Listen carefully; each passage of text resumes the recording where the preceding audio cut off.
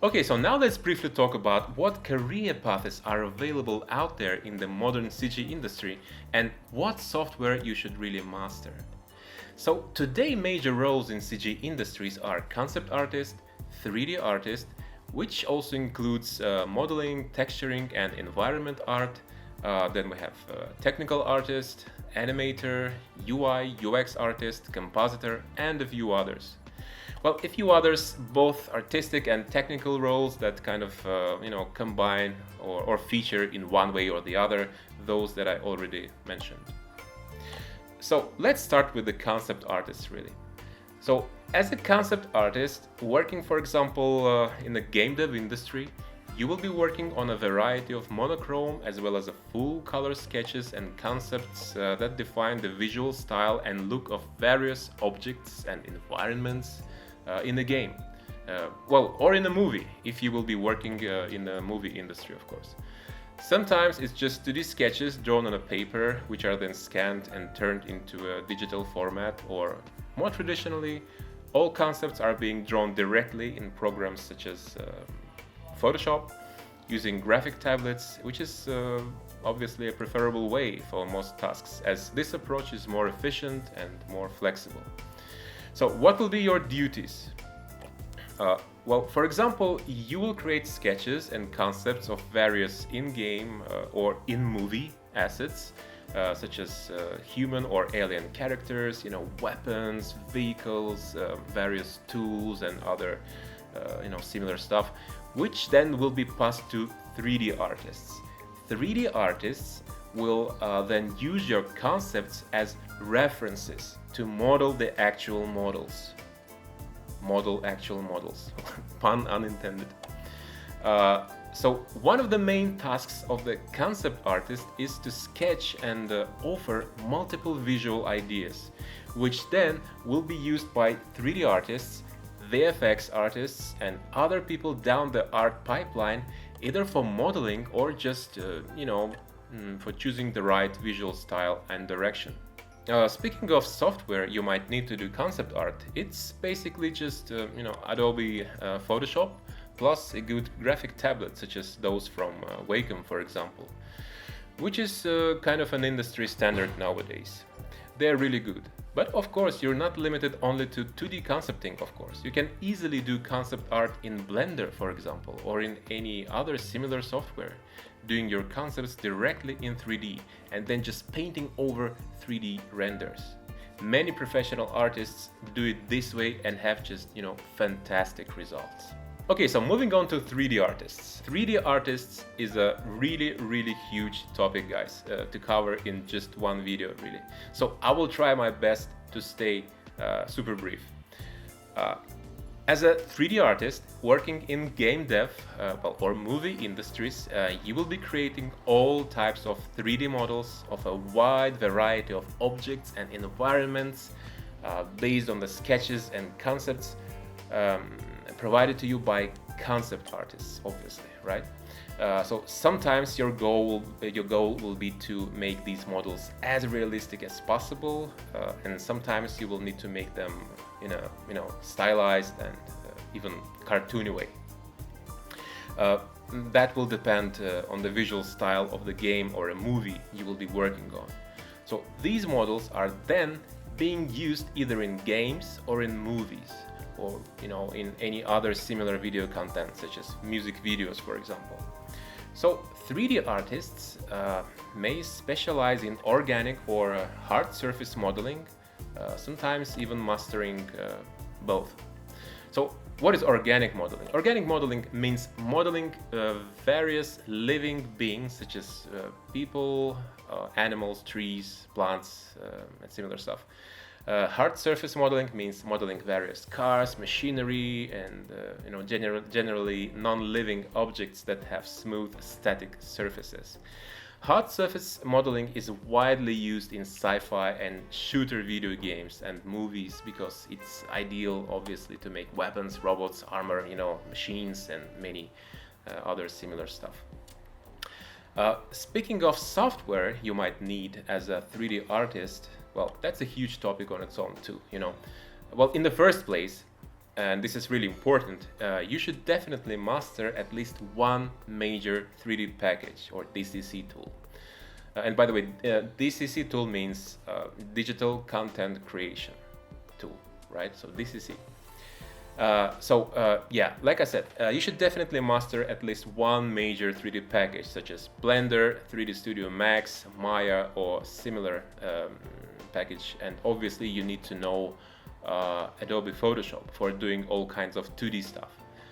These two are like a must-have base or a minimum you should always have under your belt. Everything else is just a big plus and is individual for every direction. So what you should know on top of that will largely depend on the industry type as well as on the role and sometimes even on the particular project you might be working on. For example, if you want to be an environment 3D artist, you might also need to know software like World Creator, for example, where you would create great looking terrain and landscape features. Another example, as a character 3D artist, you will most likely need to know Character Creator and ZBrush to create realistic characters for various organic models. For a greater level of control over texturing of your models, you will need to know Substance Painter and Substance Designer to create PBR materials and textures for your models. Both of these programs are quite interconnected and very often used together. In Painter, for example, you can paint directly on your 3D models as well as procedurally create complex materials that would be adaptable for all other models. And Designer offers yet completely another level of mastering, non-destructive, fully procedural way of creating adjustable materials that you can then even import and use in Painter. Whatever.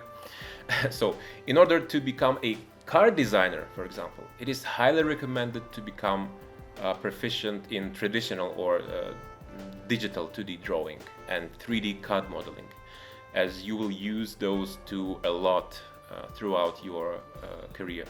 Regarding 3D CAD modeling, which software will you need to master? Well, if you want to break into the automotive design industry and you want full control over the whole process, you will most probably need to master Autodesk Alias, which, as far as I know, is an industry standard for design and styling in the automotive, marine, even aircraft, sporting equipment, and many other similar markets. But as long as you just want to showcase your ideas, making some cool-looking car concepts, of course, nothing stops you from making conceptual renders in any major DCC tool of your choice, such as Blender, Max, or Maya. Both approaches have their superpowers and limitations, of course, but for the most of the time you will choose the appropriate software according to the technical needs and workflows established in the company environment you will be working in. So, which programs will you need to master in order to work as a 3D artist in ArcViz? Right? So, another example. Well, you will definitely need to master 3D Studio Max and specifically modeling aspect. Well, modeling, lighting, and shading workflows in it, obviously. You will also need to master rendering in V-Ray renderer from Chaos Group, which is really an industry standard for rendering ArcViz today. V-Ray is a commercial plugin which is available for all major DCC tools that are available on the market, so you can use it with any DCC tool of your choice, really. V-Ray has really fantastic features for making really awesome looking architectural visualizations as still images and as video sequences. Aside from being able to render amazingly realistic imagery, it also has great tools, for example, a scatter tool, which enables you to quickly scatter a lot of objects over the large surfaces with great control.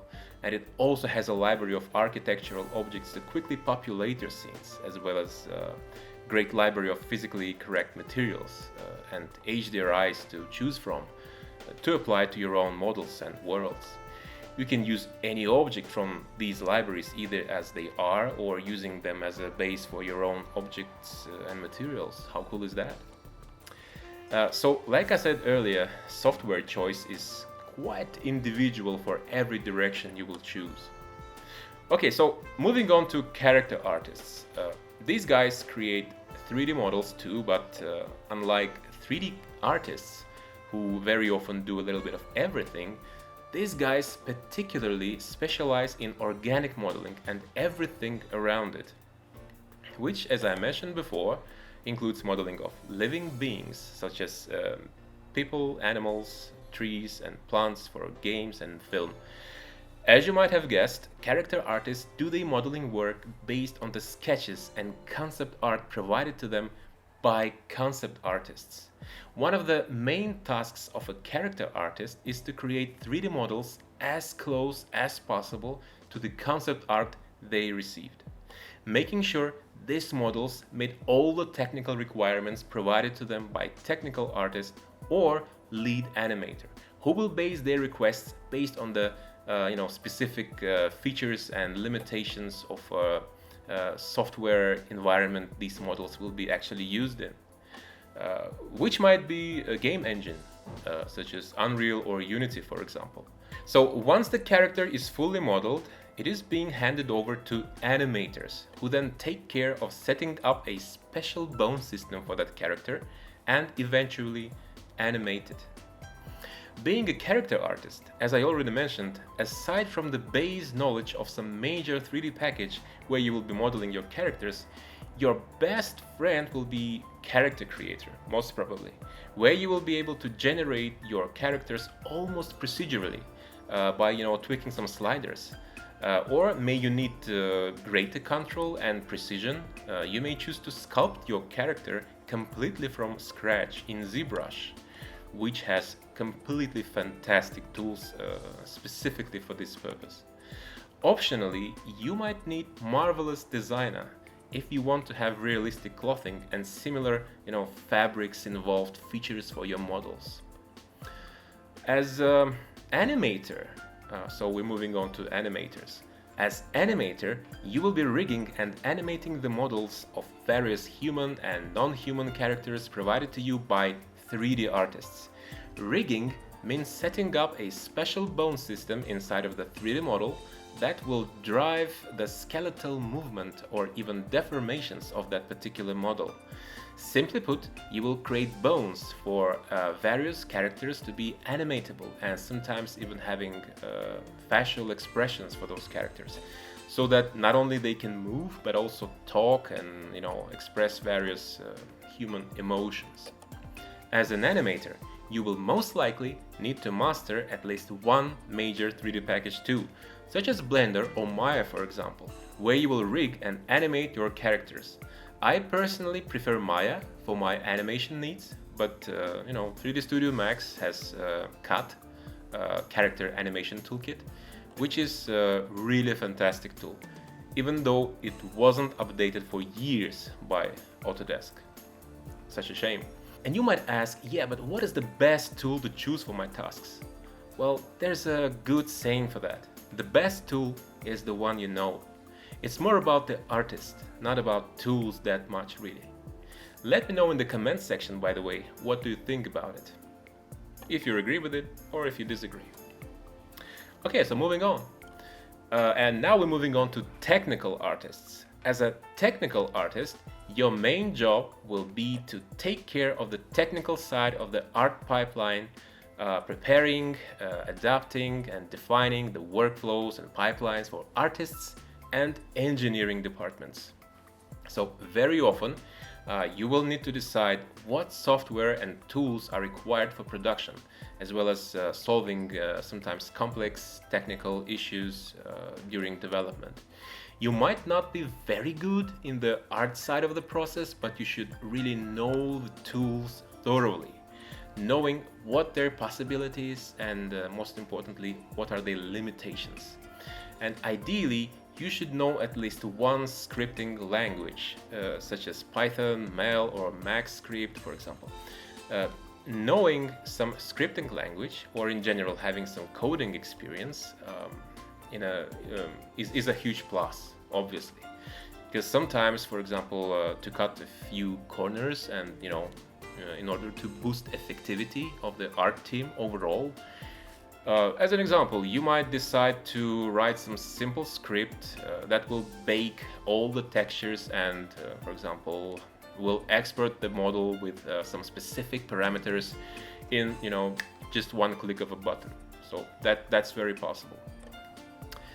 So that's in a nutshell what is the main job of the technical artist. Okay, moving on to VFX artists.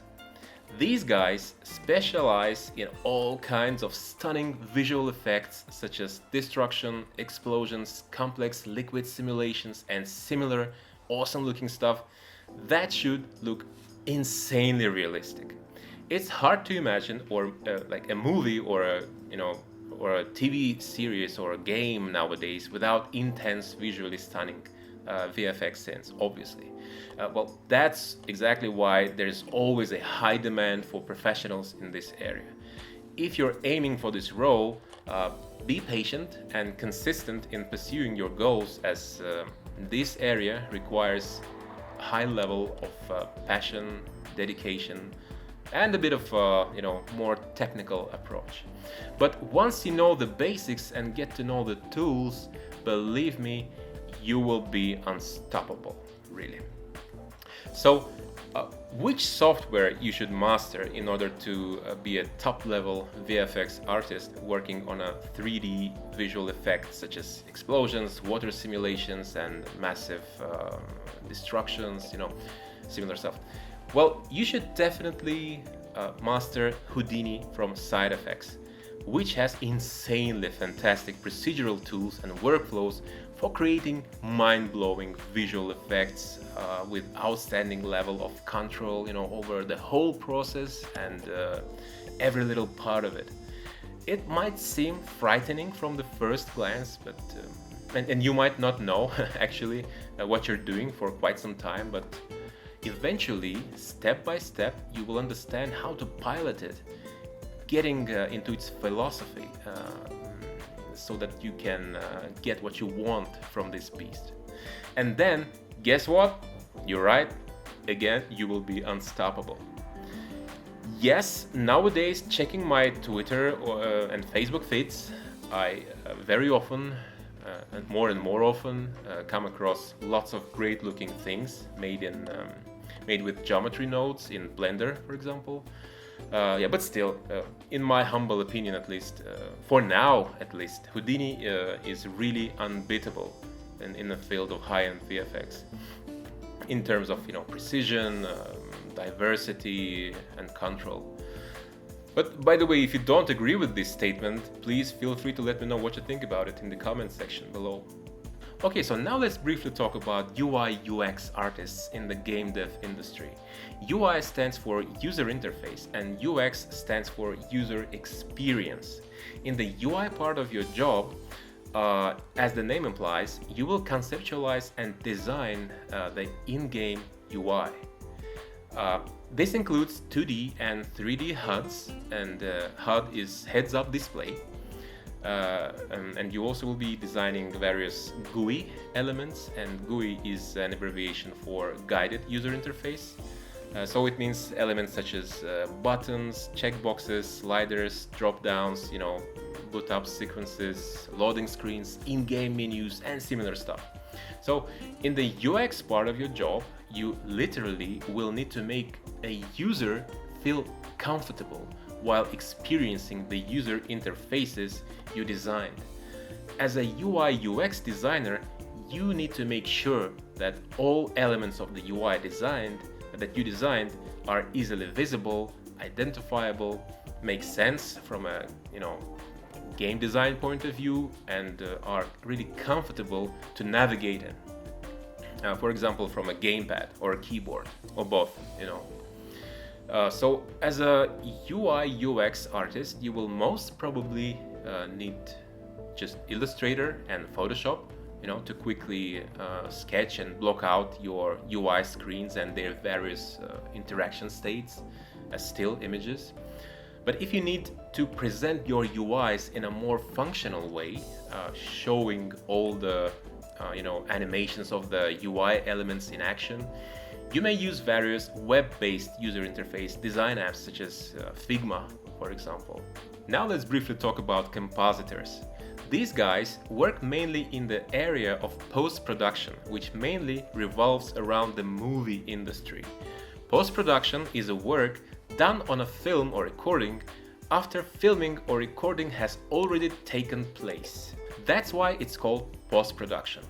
These guys are responsible for taking different digital elements like rendered 3D animations, background plates, or actors acting on the green screen, adding various VFX and putting them together to make a believable picture. So as the name implies, compositors are responsible for the composition of images and shots. And needless to say, it's impossible to imagine any modern AAA movie or TV series without compositors doing the incredible work in post-production. So if you're going to be a compositor artist in the entertainment industry, then probably Nuke from Foundry will be your best friend. Nuke is a node-based digital compositing and visual effects application and is used for television and film post-production. A very good alternative to Nuke is obviously, you guessed it, Adobe After Effects and Premiere, where you can combine your shots in the same way but using more, I would say, traditional Photoshop-like logic. Just bear in mind that most probably you will need to learn a lot of additional types of software along your CG journey.